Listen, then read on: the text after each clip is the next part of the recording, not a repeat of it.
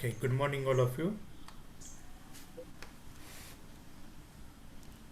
There is 15 participants joined, so today we will start from the yesterday's remaining part, that is the organolithium compound.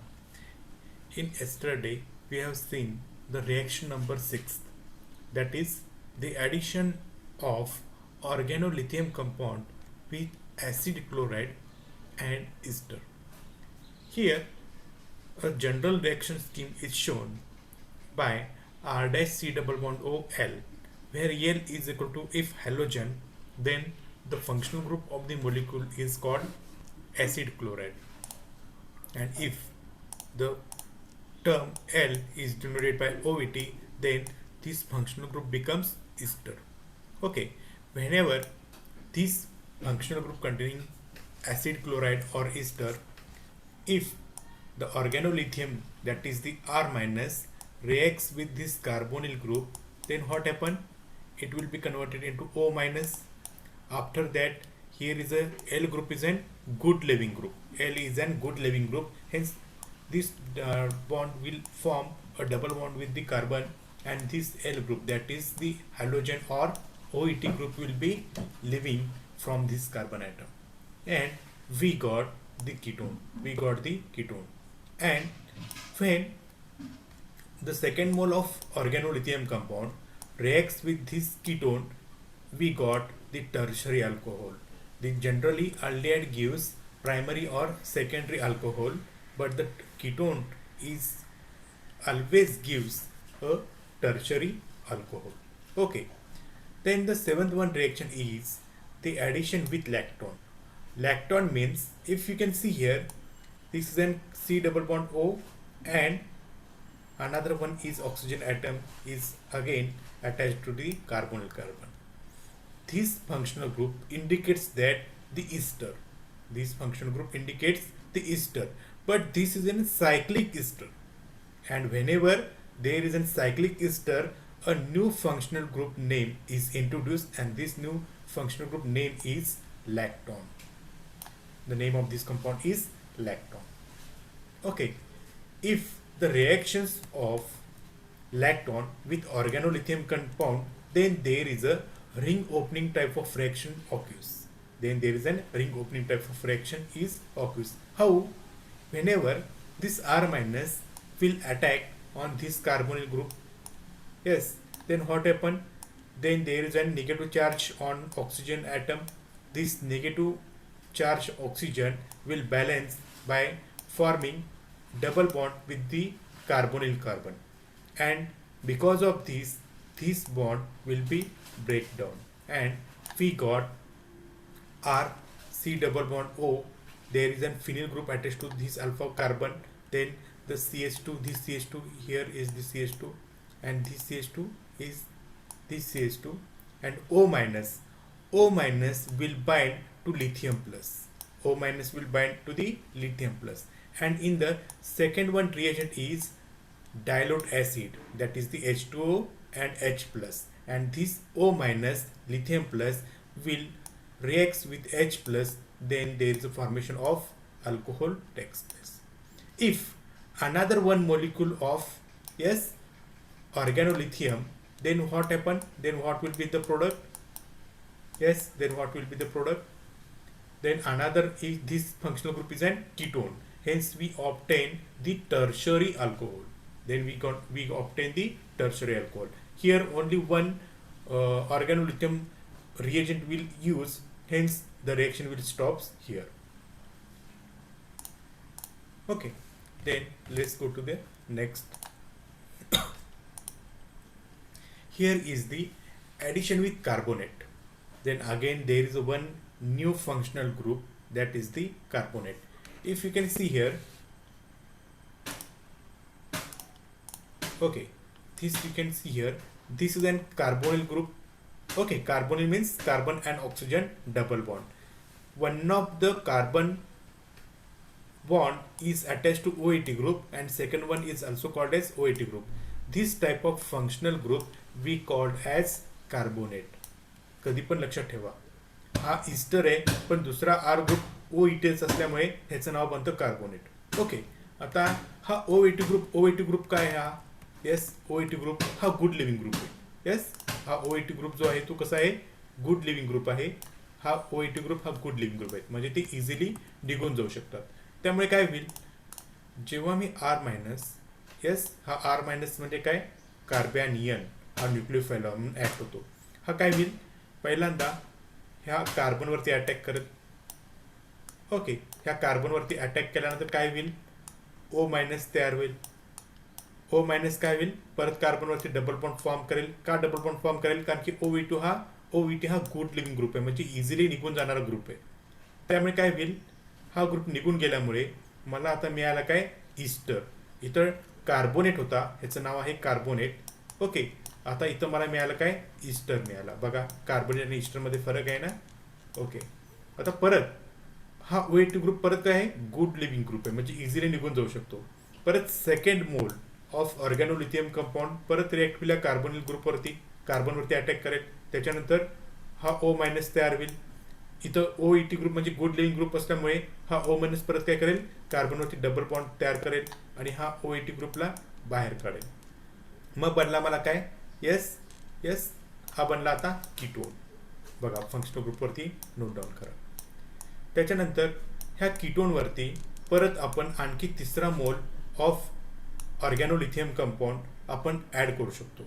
तर हा R minus परत ह्या कार्बनवरती attack करेल, तर काय होईल? O मायनस परत बॅलन्स होईल का आता? येस, तर होणार नाही. का? तर आता राहिला कोण? हा R ग्रुप आणि हा R ग्रुप. हे दोन्ही R ग्रुप कसे आहेत?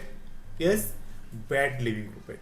दोन्ही R ग्रुप कसे आहेत? बॅड लिव्हिंग ग्रुप आहेत, म्हणजे इझिली निघून जाणाऱ्यापैकी नाही आहे. जसं कोरोना बॅड लिव्हिंग आहे, जाता जाईना झालेला आहे, तसा हा R ग्रुप सुद्धा जाता जाईना. त्यामुळे इथं काय होईल? O मायनस तयार होईल. O minus and lithium plus, आणि लिथियम प्लस झाल्यानंतर हा O मायनस लिथियमला जास्त जवळ करत नाही, तर तो कुणाला जास्त जवळ करतो? तर या हायड्रोजनला. त्यामुळे याचं कन्व्हर्जन कशामध्ये होईल? येस, टर्शरी अल्कोहोलमध्ये कन्व्हर्जन होईल. ओके, ही त्याची रिॲक्शन आहे. ओके, आता आपण बघणार आहोत शेवटची रिॲक्शन विथ दी ॲसिड. आता addition of organolithium compound with carboxylic acid is plays very important role. आता थोडंसं वेगळ्या प्रकारे इथं रिॲक्शन होती. कशी वेगळ्या प्रकारे रिॲक्शन होती? तर पहिल्यांदा आपला फंक्शनल ग्रुप बघून घेऊया. हा R' आहे. ओके, त्याच्यानंतर हा आहे कार्बॉक्सिलिक ॲसिड ग्रुप, म्हणजे COOH हा आहे फंक्शनल ग्रुप. ओके, आता मी कॅन्सल करतो. त्याच्यानंतर आहे हा R मायनस आणि लिथियम प्लस. ओके, आता हा R मायनस आणि लिथियम प्लस, हा R मायनस काय आहे? न्यूक्लियोफाइल पण आहे आणि तो स्ट्रॉंग बेस सुद्धा आहे. न्यूक्लियोफाइल पण आहे आणि स्ट्रॉंग बेस पण आहे. पण ह्याच्या आधीचे जे आपण रिॲक्शन्स बघितलो, येस, कुणाकुणावर बघितलो रिॲक्शन आपण? अल्डिहाइडवर बघितलो, कीटोनवर बघितलो, इस्टरवर बघितलो, त्याच्यानंतर लॅक्टॉनवर बघितलो, कार्बोनेटवर बघितलो. हे सगळे मॉलिक्यूल कसे होते? ह्या सगळ्या मॉलिक्यूलचं नेचर कसं होतं? Acidic, phenolic, basic, neutral. तर aldehyde, ketone, ester, carbonate, lactone etcetera हे सगळे कसे होते? न्यूट्रल स्पेसिस होते. आणि न्यूट्रल स्पेसिसवरती हा मॉलिक्यूल, येस, काय म्हणून ॲक्ट होतो? तर न्यूक्लियोफाइल म्हणून ॲक्ट होतो, बेस म्हणून ॲक्ट होत नाही. पण कार्बॉक्सिलिक ॲसिड म्हणजे काय? Which donates H+ ions. Okay, त्याला आपण म्हणतो ॲसिड. हा मॉलिक्यूल इथे ॲसिड असल्यामुळे इथं हा रिएजंट बनतो काय? बेस म्हणून बनतो. हा रिएजंट काय म्हणतो आता? बेस म्हणून बनतो. मग बेसचा रोल काय असतो? To abstract the acidic proton, and because of this R minus abstracts this proton. आता OH मध्ये RC डबल बॉन्ड OH ह्यामध्ये जो हायड्रोजन असतो, तो हायड्रोजन असतो काय? मोर ॲसिडिक. तो कसा असतो? मोर ॲसिडिक. आणि हा बेस तुमचा, म्हणजे आता रिएजंट हा तुमचा बेस म्हणून ऍक्ट होणार आहे इथे पहिल्यांदा. तर तो बेस काय करेल? बेसचा रोल असतो, ॲसिडचा रोल असतो H+ डोनेट करणं, बेसचा रोल असतो H+ ॲक्सेप्ट करणं. आता इथं ॲसिड असल्यामुळे तुमचा R मायनस तुमचा प्रोटॉन अबस्ट्रॅक्ट करेल. अबस्ट्रॅक्ट केल्यामुळे काय होईल बघा, परत पुढच्या स्टेपमध्ये हा R' ॲज इट इज आहे, हा सुद्धा ग्रुप ॲज इट इज आहे. परत इथं OH पैकी H निघून गेला आणि तिथं काय झालेलं आहे? O मायनस आणि लिथियम प्लस झालेलं आहे. O मायनस आणि लिथियम प्लस झालेलं आहे. ओके, आता हा मॉलिक्यूल ऍसिड आहे का? ह्याच्याकडे H प्लस नाही आहे. येस, त्यामुळे हा ऍसिड म्हटला असता तर H प्लस इथं देऊन टाकला. ह्या स्टेपमध्ये H दिलेला आहे, त्यामुळे इथं H प्लस शिल्लक नाही आहे ह्या मॉलिक्यूलकडे. त्यामुळे इथं सेकंड स्टेपमध्ये R मायनस ऑर्गॅनोलिथियम कंपाऊंड आता इथं येस न्यूक्लिओफाईल म्हणून ऍक्ट होईल. काय होईल आता? न्यूक्लिओफाईल म्हणून ऍक्ट होईल. त्यामुळे काय करेल, हा R मायनस ह्या कार्बोनिल ग्रुपवरती अटॅक करेल. ओके, कार्बोनिल ग्रुपवरती अटॅक झाल्यानंतर O मायनस तयार होईल. O मायनस तयार झाल्यानंतर हा O मायनस दोन ग्रुप बघेल. R डॅश हा बॅड लिव्हिंग ग्रुप आहे आणि O मायनस Li प्लस हा सुद्धा काय आहे? बॅड लिव्हिंग ग्रुप आहे. इझिली निघून जाणाऱ्यापैकी सध्या तरी नाही आहे. त्यामुळे काय होईल, O मायनस आणि हा लिथियम प्लस अशा प्रकारे O minus lithium plus O minus lithium plus अशा प्रकारे मॉलिक्यूल मिळेल. आणि इथं आपला पहिल्यांदा आहे R डॅश जो ॲज इट होता आणि इथं R हा मिळालेला आहे ऑर्गॅनोलिथियम कंपाऊंड. ओके, आता पुढच्या स्टेपमध्ये बघा, इथं रिएजंट मी लिहायला विसरलोय, तर नोट्समध्ये मी आता तुम्हाला सेंड केलं ऑलरेडी, त्यामुळे तुमच्यामध्ये पण चूक होण्याची शक्यता आहे. पण इथं नोट डाऊन करा. बघा स्लाइड नंबर 10 ह्यापैकी हा जो ॲरो आहे या ॲरोवरती आपल्याला काय लिहायचं आहे? H plus H2. आता H प्लस H2 केल्यामुळे काय होईल? येस, हा O मायनस लिथियमला नको आहे. हा O मायनसला लिथियम नको आहे शेजारी आपल्या. ह्याच्यावरती मला बॉन्ड करायला काहीच इंटरेस्ट नाही. नाईलाज असतो लिथियमवरती बॉन्ड तयार करतो आयोनिक. त्यामुळे हा O मायनस लगेच H प्लसला अबस्ट्रॅक्ट करेल. हा O मायनस लगेच H प्लसला अबस्ट्रॅक्ट करेल आणि आपल्याला काय मिळेल? S11 डायॉल किंवा जेमिनल डायॉल म्हणू शकतो आपण त्याला. काय मिळतो? हा 11 डायॉल मिळतो. पुढच्या स्टेपमध्ये काय होईल? हा O मायनस ह्याच्यावरती OH त्याच्यावरती असतात लोन पेअर. हे लोन पेअर काय करतील? हे लोन पेअर तर ह्याच्यामध्ये डबल बॉन्ड तयार करेल. ह्याच्यामध्ये काय तयार करतील? डबल बॉन्ड तयार करेल. आणि डबल बॉन्ड तयार केल्यामुळे काय होईल? हा OH जनरली कसा आहे? OH हा बॅड लिव्हिंग ग्रुप आहे, पण रिॲक्शन सिक्वेन्स मी तुम्हाला एक्झॅक्टली सांगतो म्हणजे तुम्हाला जास्त कन्फ्युजन होणार नाही. ह्याच्यामध्ये आणखी एक H प्लस तुम्ही घेतलात, ह्याच्यामध्ये आणखी एक H प्लस घेतलात तर काय होईल की हा ऑक्सिजनचे लोन पेअर ह्याच्यावरती बॉन्ड तयार करतील आणि ह्याच्यावरती बॉन्ड तयार करून काय तयार होतील मग आता? तर OH2 प्लस. ओके, आता OH2 प्लस हा गुड लिव्हिंग ग्रुप आहे. OH हा बॅड लिव्हिंग आहे, पण OH2 हा गुड लिव्हिंग ग्रुप आहे. त्यामुळे ह्याच्यावरचे जे काही लोन पेअर्स आहेत ते काय करतील? ह्याच्यामध्ये डबल बॉन्ड तयार करतील आणि डबल बॉन्ड तयार केल्यामुळे H2O मॉलिक्यूल निघून जाईल. इथं आपण -H2 सुद्धा लिहू शकतो. -H2 सुद्धा लिहू शकतो. आणि वॉटर मॉलिक्यूल निघून गेल्यामुळे आपल्याला मिळाला प्रोडक्ट कोणता आहे? कीटोन. आपल्याला परत मिळाला प्रोडक्ट काय? कीटोन. परत जर तुम्हाला वाटला इंटरेस्ट तर तुम्ही अजून एक ह्याच्यावरती रिएक्शन वाढवू शकताय. ह्याच्यावरती परत R लिथियम लिहा. ओके, R लिथियम लिहिल्यानंतर काय मिळालं? तर फायनल प्रोडक्ट टर्शरी अल्कोहोल मिळेल. आपलं प्रोडक्ट काय मिळेल? Tertiary alcohol. पण आपण इथपर्यंत सांगितलं तरी पण खूप सगळं ठीक आहे. त्याच्यानंतर हा एक एक्झाम्पल आहे. दुसरा एक्झाम्पल, इथं एक ग्रुप आहे, इथं कार्बोक्सिलिक ॲसिड आहे. ओके, काय होईल मग इथं फायनल प्रोडक्टमध्ये? तर R मायनस पहिल्यांदा मेकॅनिझम थ्रू गेलात तर आपल्याला अशा प्रकारे मॉलिक्यूल मिळतील. वॉटर टाकल्यानंतर तुम्हाला अशा प्रकारे मॉलिक्यूल मिळेल आणि फायनल स्टेपमध्ये येस हा ग्रुपमध्ये इथं ॲडिशन करून OH ला काढून टाकेल आणि आपल्याला मिळेल कीटोन. काय मिळेल आपल्याला? कीटोन. त्याच्यानंतर alpha beta unsaturated carboxylic acid आहे.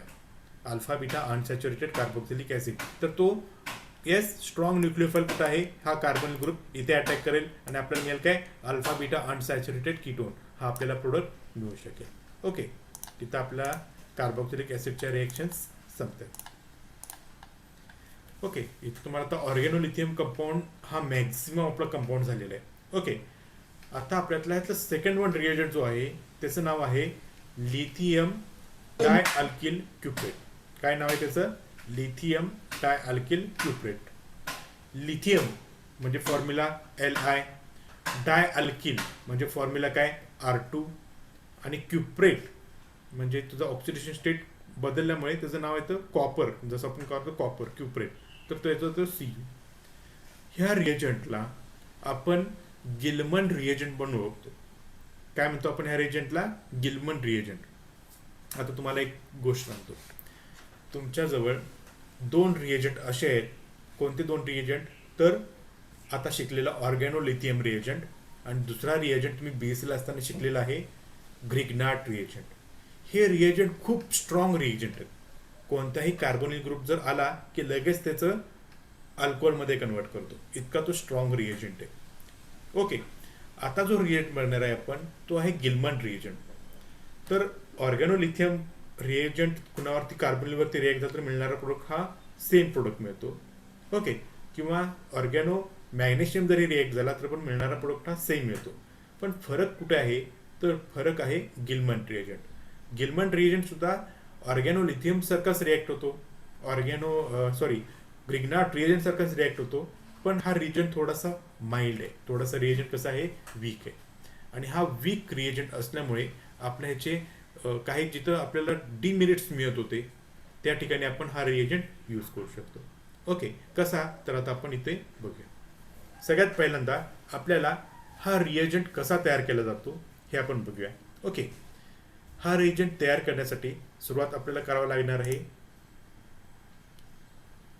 ओके, सुरुवातीला आपल्याला घ्यावं लागणार आहे अल्किल हॅलाइड.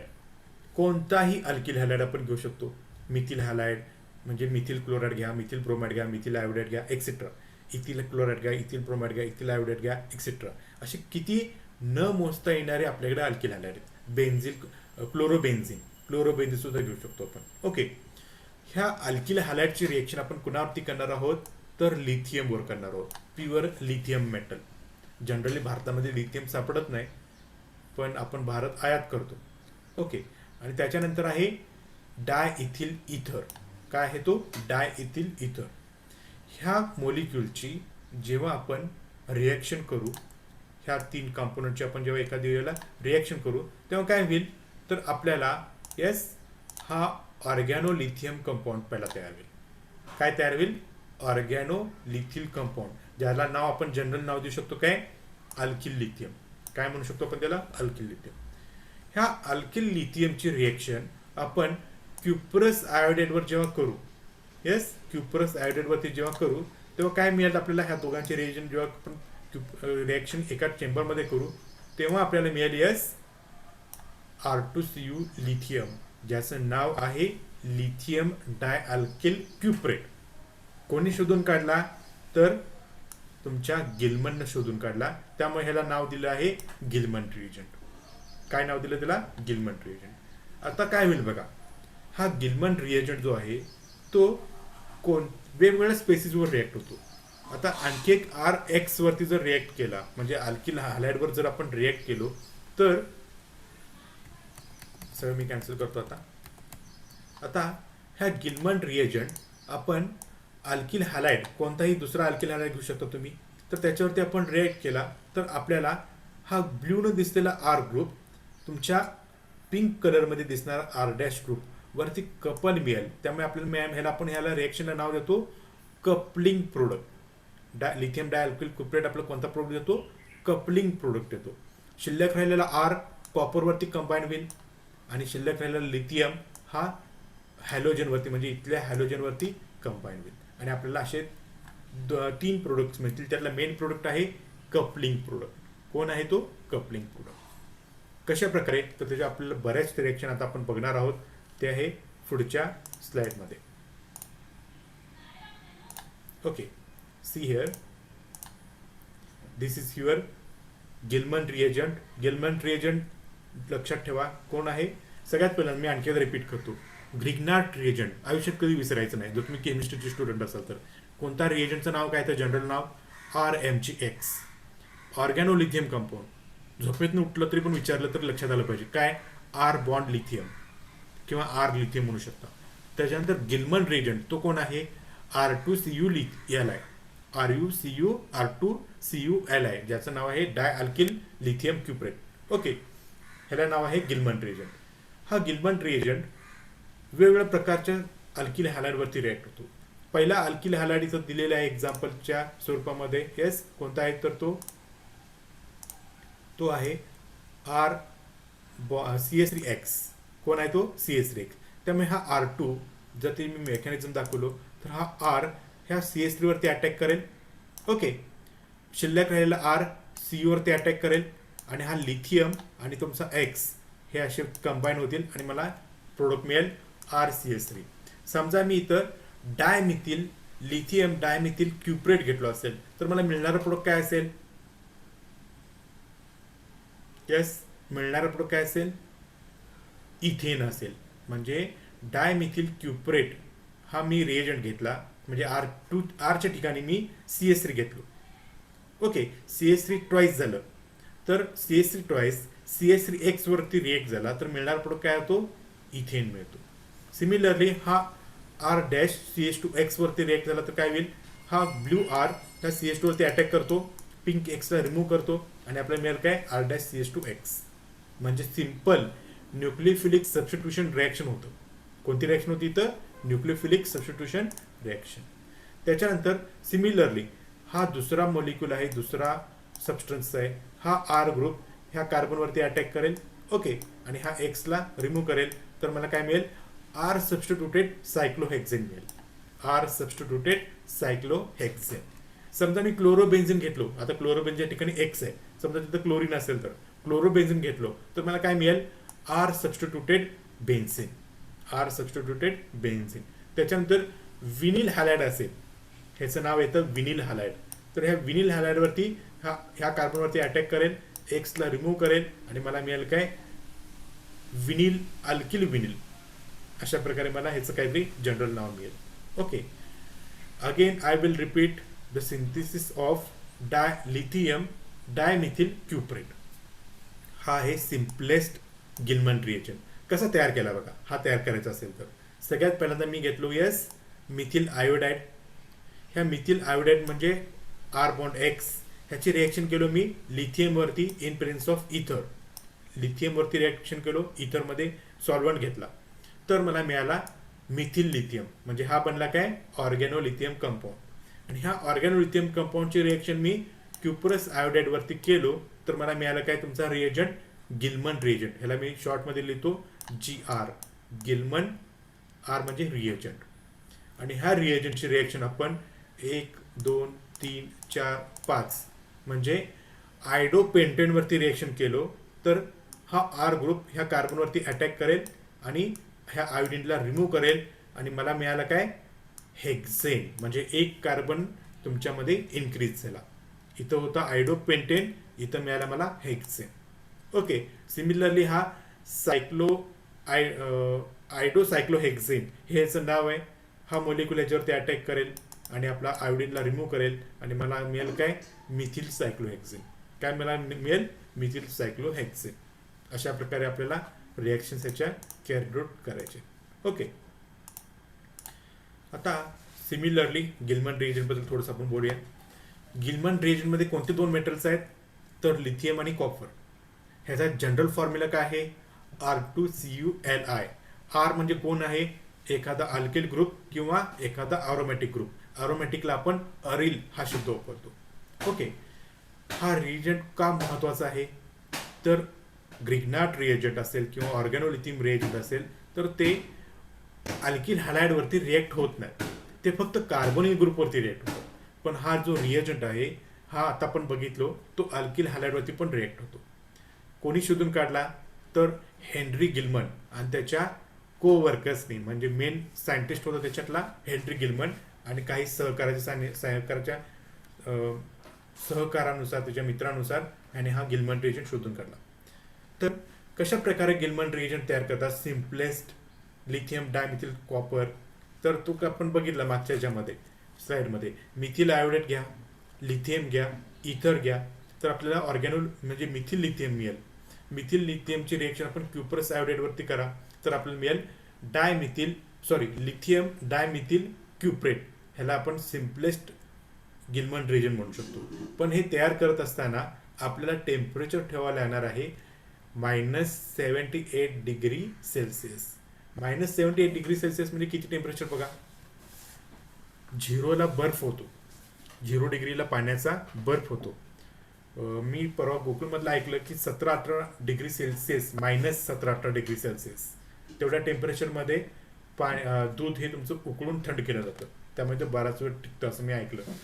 -17-18 डिग्री सेल्सिअस इथं आपल्या आसपास एवढं मेंटेन करता येईल. त्याच्यापेक्षा पण -78 डिग्री सेल्सिअस विचार करा किती थंड असेल.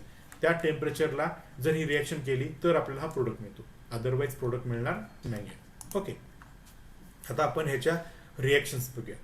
सगळ्यात पहिला रिॲक्शन आहे reaction with aldehyde and ketone. Gilman रिएजंटची कोणत्याही जगातल्या अल्डिहाइडवरती किंवा कोणत्याही जगातल्या कीटोनवरती जर आपण रिॲक्शन करायला गेलो तर आयुष्यभर जरी करत बसलात तरी पण तुम्हाला प्रोडक्ट मिळणार नाहीये. त्यामुळे ह्या रिॲक्शन्स काय होतात, नो रिॲक्शन्स. पण ह्याच्यावरती जर आपण प्रिग्नांट रिएजंट यूज केलो किंवा आता मागाशी बघितलेला ऑर्गॅनोलिथियम रिॲक्शन यूज केलो तर आपल्याला अल्कोहोल मिळेल, कधी टर्शरी कधी सेकंडरी. पण अल्डिहाइड आणि कीटोनवरती जर आपण गिलमान रिएजंट यूज करायला गेलो तर आयुष्यामध्ये कधीच आपल्याला प्रोडक्ट मिळणार नाही. ओके, त्याच्यानंतर पुढचा आहे alpha beta unsaturated aldehyde and ketone. आता इथं महत्वाचा रोल आहे. ओके, मागच्या पण आपण ऑर्गॅनोलिथियममध्ये पण बघितलं होतं. काय बघितलं होतं, अल्फा बीटा अनसॅच्युरेटेड असताना कुठे रिॲक्ट होतो. ओके, आता आपण बघूया. हा जो कार्बन दिसतो हा स्ट्रॉंग इलेक्ट्रोफाईल असतो आणि हा कार्बन कसा असतो, वीक इलेक्ट्रोफाईल. तुमचा रिएजंट कसा आहे, वीक न्यूक्लिओफाईल आहे. त्यामुळे मी मागच्या लेक्चरला सांगितलं होतं स्ट्रॉंग न्यूक्लिओफाईल स्ट्रॉंग इलेक्ट्रोफाईलवर अटॅक करतो. वीक न्यूक्लिओफाईल हा वीक इलेक्ट्रोफाईलवर अटॅक करतो. त्यामुळे काय होईल, आता हा जो राहिलेला आहे त्याचा मी कलर बदलतो. हा आहे वीक इलेक्ट्रोफाईल, हा आहे वीक न्यूक्लिओफाईल. त्यामुळे हा जो वीक न्यूक्लिओफाईल आहे R2 तो वीक इलेक्ट्रोफाईलवरती अटॅक करेल, म्हणजे या CH2 वरती अटॅक करेल. ओके, आणि CH2 वरती अटॅक केल्यानंतर काय होईल ते मी तुम्हाला मेकॅनिझम थ्रू दाखवतो. बघा, हा एक अल्फा बीटा अनसॅच्युरेटेड कीटोन आहे, म्हणजे इथं R ग्रुप आहे, इथं सुद्धा R ग्रुप आहे. ह्याला आपण नाव देऊया अल्फा आणि ह्याला नाव देऊया बीटा. मी परत अल्फा बीटा पुसतो. ओके, आता R2 हा आहे न्यूक्लिओफाईल. हा न्यूक्लिओफाईल कोणत्या पोझिशनच्या कार्बनवरती अटॅक करेल, बीटा पोझिशनच्या कार्बनवरती अटॅक करेल. मग बीटा पोझिशनच्या वरती कार्बनवरती अटॅक करेल तो कार्बनचे बॉन्ड किती बनतील, 5. त्यामुळे काय होईल, ह्यातला हा एक डबल बॉन्ड इकडे आतमध्ये शिफ्ट होईल. इथं आतमध्ये शिफ्ट झाल्यानंतर परत ह्या कार्बनची व्हॅलेन्सी बनते 5. तो मिनिमाइज होण्यासाठी काय होईल, इथं O- तयार होईल आणि O- तयार झाल्यामुळे हा O- लिथियमवरती बाइंडिंग करेल, कारण की दोन्ही बाजूला हे बॅड लिव्हिंग ग्रुप आहेत. त्यामुळे हा लिथियमवरती तयार होईल, O- आणि लिथियम प्लस. ओके, अशा प्रकारे मला प्रोडक्ट मिळाला. बघा, हा R ग्रुप कुठून आला, तर इथला R ग्रुप हा इथे आला. ओके, त्याच्यानंतर CH2 शिल्लक राहिला, CH double bond C O- Li हा CH ॲज इट्स आहे तसा. ह्याच्या पुढं O- लिथियम, इथं H प्लस असल्यामुळे हा O- काय करेल, ह्या H वरती ॲब्स्ट्रॅक्ट करेल, म्हणजे H ला कॅप्चर करेल आणि मला मिळाला काय, लिथियमला घालून दिला आणि मला इथं OH मिळाला. OH मिळाल्यानंतर ऑक्सिजनवरती आहे डबल लोन पेअर आणि हा मोलिक्यूल काय बनला आहे आता, एनॉल. एनॉल म्हणजे काय, एनॉल म्हणजे इन म्हणजे अल्किनचं शेवटचं अक्षर 2 इन आणि अल्कोहलचं शेवटचं अक्षर अल्कोहोल, त्यातलं OL, त्यामुळे बनला इनॉल. जेव्हा अशा प्रकारे फंक्शनल ग्रुप असेल तर याला आपण म्हणायचं आहे इनॉल. एनॉल हा स्टॅबिलिटी कमी असतो कीटोनपेक्षा, त्यामुळे आतमध्ये हा डबल बॉन्ड तयार करेल आणि ह्या कार्बनवरती येईल आता निगेटिव्ह चार्ज. हा निगेटिव्ह चार्ज कुठल्या प्रोटॉनला अब्स्ट्रॅक्ट करेल, जो अल्कोहलमधला H होता तो प्रोटॉन अब्स्ट्रॅक्ट करेल आणि मला मिळेल काय, कीटोन ॲज दी प्रोडक्ट. काय मिळेल मला आता, कीटोन ॲज दी प्रोडक्ट. मी परत एकदा रिएक्शन समजावून सांगतो, समजून घ्या. हा गिलमन रिएजंट आहे वीक न्यूक्लिओफाईल. जेव्हा अल्फा बीटा कीटोनवरती रिॲक्ट, सिंपल अल्डिहाइड आणि कीटोन रिॲक्टच होत नाहीत, नो रिॲक्शन होती. पण हा R ग्रुप जेव्हा तुमच्या बीटा कार्बनवरती अटॅक करेल तेव्हा हा बॉन्ड शिफ्ट होईल, O- तयार होईल, O- लिथियमला घेईल. ओके, त्याच्यानंतर जेव्हा H+H2O घेईल तेव्हा ह्या लिथियमला काढून टाकेल आणि तिथं तयार होईल OH. हा आहे एनॉल, कीटो एनॉल टॉटामेरिझम ज्याला आपण म्हणतो. त्यामुळे काय होईल, ह्याचं कन्व्हर्जन कीटोन फॉर्ममध्ये जाईल आणि कीटोन फॉर्ममध्ये जाताना अशा प्रकारे मेकॅनिझम आहे त्याची आणि ह्याचं कन्व्हर्जन काय होईल, यस कीटोनमध्ये कम्प्लिटली कन्व्हर्जन कीटोनमध्ये येईल. ओके, हे तिची मेकॅनिझम आहे. सिमिलरली अल्डिहाइड जरी घेतला तर पण अशा प्रकारेच रिॲक्शन होईल. आता पुढं सिमिलरली अजून इथे कीटोन दाखवतोय मी, ज्याच्यामध्ये हा कार्बोनिल ग्रुप आहे, हा कार्बोनिल ग्रुप आहे, इथं अल्फा, इथे बीटा. ओके, इथे सुद्धा अल्फा आणि इथे सुद्धा बीटा. ओके, फरक काय आहे तर इथं बीटाला फक्त एक ग्रुप अटॅच आहे आणि इथं बीटाला 2 ग्रुप अटॅच आहे. हा फरक आहे. मग कोणताही ग्रुप असू द्या, आर ग्रुप हा कोणताही असू द्या, मिथिल असू दे, फिनिल असू दे, किती असू दे, पण दोन्ही पोझिशनच्या बीटा पोझिशनच्या कार्बनला जर तुम्ही नोट डाऊन केलात तर एक बीटाला 2 मिथिल आहेत आणि एक दुसऱ्या बीटाला फक्त एक फिनिल ग्रुप आहे. जेव्हा हा गिलमन रिएजंटची हे रिएक्शन करत आहे तेव्हा हा reagent selectively attack on beta position which is less substituted beta position. म्हणजे काय? येस, तर मी दाखवतो परत एकदा. हा गिलमन रिएजंट अशा कार्बनवरती अटॅक करतो ज्या कार्बनवरती कमी सबस्टिट्यूशन आहेत. आता ह्या कार्बनवरती किती आहेत? 2 आहेत. आणि ह्या कार्बनवरती किती आहेत? 1 आहे. ह्या कार्बनवरती आहेत 2. त्यामुळे एक कार्बन जिथं आहे तिथं तो अटॅक करतो.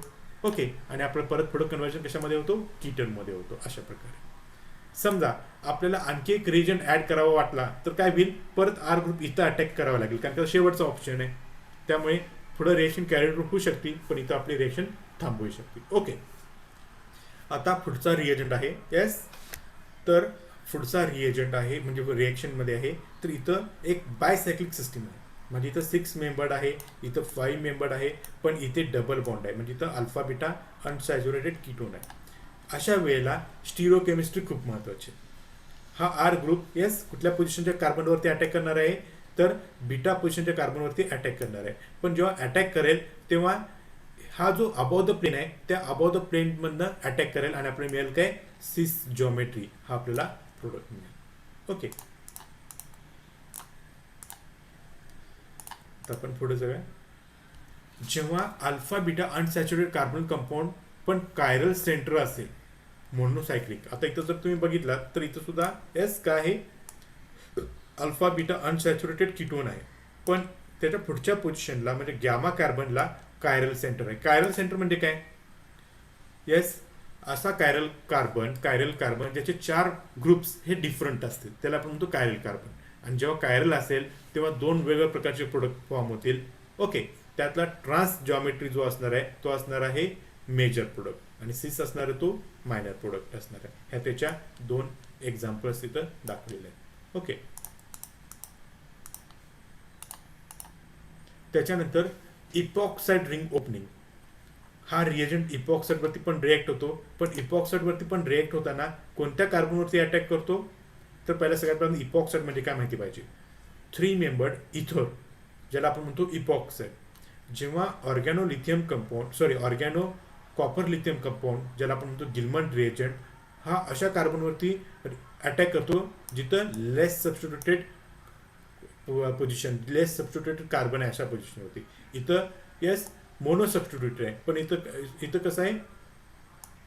1 2. इथं डाय सबस्टिट्यूट आहे आणि इथं मोनो सबस्टिट्यूट आहे. त्यामुळे इथं मोनो सबस्टिट्यूट कार्बनवरती अटॅक करेल आणि रिंग ओपन होईल आणि आपल्याला अशा प्रकारे अल्कोहोल प्रोडक्ट मिळेल. सिमिलरली हा सुद्धा इपॉक्साइडच आहे, बायसायक्लिक इपॉक्साइड. ह्याच्यावरती सुद्धा खालतीवर इथं अटॅक करा किंवा ह्या कार्बनवरती अटॅक करा, मिळणारा प्रोडक्ट हा सेम अल्कोहोल मिळणार आहे. ओके, त्याच्यानंतर next alpha beta unsaturated epoxide असेल तर इथं डायरेक्ट इपॉक्साइडवरती अटॅक न करता तो आर ग्रुप कुठं अटॅक करेल? तर बीटा पोझिशनवरती अटॅक करेल. बघा, हा इपॉक्साइड आहे, इथं अल्फा आणि इथं बीटा. तर बीटा कार्बनवरती अटॅक करेल, त्यामुळे इथं डबल बॉन्ड तयार होईल, रिंग ओपन होईल आणि आपल्याला अशा प्रकारे फायनल प्रोडक्ट मिळेल. ओके, सिमिलरली प्रोपार्जिल असेल, प्रोपार्जिल म्हणजे काय? Carbon carbon triple bond. हा इपॉक्साइड आहे, हा अल्फा आणि हा बीटा. तर ह्याला आपण म्हणायचं प्रोपार्जिल इपॉक्साइड. हा प्रोपार्जिल इपॉक्साइड सुद्धा हे बीटा कार्बनवरती अटॅक करेल, हा बॉन्ड इकडे शिफ्ट होईल आणि रिंग ओपन होईल आणि मला मिळेल काय? अशा प्रकारे प्रोडक्ट मिळेल. Okay, this is the reactions of Gilman reagent. Then next one is reaction with acid chloride. जर आपण ॲसिड क्लोराईडवरती रिॲक्शन करायला गेलो, ॲसिड क्लोराईड म्हणजे काय, C double bond O X, किंवा एक्सच्या ठिकाणी आपण क्लोरीन ब्रोमीन आयोडीन जोडू शकतो, ज्याला आपण म्हणतो ॲसिड क्लोराईड. तर ॲसिड क्लोराईडवरती मात्र हा रिएजंट रिॲक्ट होतो. हा R2 डायरेक्टली अटॅक करतो या कार्बन ग्रुपवरती, O मायनस तयार होतो, हा O मायनस परत डबल बॉन्ड तयार करतो आणि Cl ला निघून म्हणजे बाहेर करतो आणि आपल्याला मिळतो काय, ketone as the product. Ketone as the product. इथं alpha beta unsaturated acyl chloride असेल, alpha beta unsaturated acyl chloride असेल, तर तो कुठे अटॅक करतो डायरेक्टली, तर तो इथं बीटा पोझिशनला न अटॅक करता डायरेक्टली कार्बनवरती अटॅक करतो. कारण की जेव्हा क्लोरीन ग्रुप पण अटॅच होईल तेव्हा काय होतो, हा कार्बन ॲटम असतो तो असतो वीक इलेक्ट्रोफाईल. काय असतो तो, वीक इलेक्ट्रोफाईल. म्हणजे मी तुम्हाला परत एकदा व्यवस्थित सांगतो ही रिएक्शन. तर बघा, तुमचा हा कार्बन आहे एस इलेक्ट्रोफाईल, हा सुद्धा कार्बन आहे इलेक्ट्रोफाईल. पण या दोन्ही इलेक्ट्रोफाईल मध्ये कम्पेअर केलात तर इथं क्लोरीन ग्रुप असल्यामुळे हा कार्बन आहे मोर इलेक्ट्रोफाईल. हा कार्बन कसा आहे, मोर इलेक्ट्रोफाईल. त्यामुळे हा वीक न्यूक्लिओफाईल तुमच्या कार्बन ग्रुपवरती अटॅक करेल आणि आपल्याला मिळेल काय, alpha beta unsaturated ketone as the product मिळेल. ओके. त्याच्यानंतर इथं सुद्धा बघा ॲसिड क्लोराईड आहे, पण बीटा पोझिशनला क्लोरीन आहे, पण हा ग्रुप कुठे अटॅक करतो, सिलेक्टिव्हली ऑन कार्बोनिक ग्रुप, आणि आपल्याला मिळतो अशा प्रकारे कीटोन. ॲसिड आणि इस्टर ह्याची रिएक्शन करायला गेलात तर आपल्याला रिएक्शन होत नाहीये. ॲसिड आणि इस्टरची रिएक्शन याच्यावरती होत नाही. Generally aldehyde, ketone, acid, ester ह्या 4 मॉलिक्युलर फंक्शनल ग्रुपची गिलमन रिएजंटवरती कोणताही फरक पडत नाहीये, तो ॲज इट इज राहतो. ओके. इथं आपला गिलमन रिएजंट सुद्धा संपतो. पुढची रिएक्शन आहे हेग कपलिंग. उद्याच्या लेक्चरला आपण हेग कपलिंग आणि सुझुकी कपलिंग ह्या 2 मोठ्या रिएक्शन्स आपण बघणार आहोत. ठीक आहे. इथंच मी आज थांबतोय. मी नोट्स ऑलरेडी सेंड केलेल्या आहेत, त्या तुम्ही व्यवस्थित लिहून काढा. ओके. त्याच्यानंतर आणखी एक सांगायचा मुद्दा असा की 24 तारखेच्या पुढं कदाचित आपण मिड टर्म एक्झाम घेणार आहोत, पण अजून आपला सिलेबस हा मागच्या आठवड्यात सुरू केलेला आहे, त्यामुळे बऱ्याच जणांचं काहीच झालेलं नाही आहे. त्यामुळे मी थोडीशी डेट पुढे ढकलतो. पण लक्षात ठेवा की आपण ह्या महिन्याच्या एंडपर्यंत किंवा पुढच्या महिन्याच्या सुरुवातीपर्यंत मिड टर्म टेस्ट घेणार आहोत. ती तुमची इंटरनल एक्झाम सुद्धा असणार आहे. ओके. जसं आज 22 पार्टिसिपंट्स होतात, पण मधनंच तुम्ही काही एक जण कोणीतरी गेलेलं आहे, आज आता 21 आहेत. मी लगेच काय करतोय, हे लेक्चर जे मी आज घेतले ते मी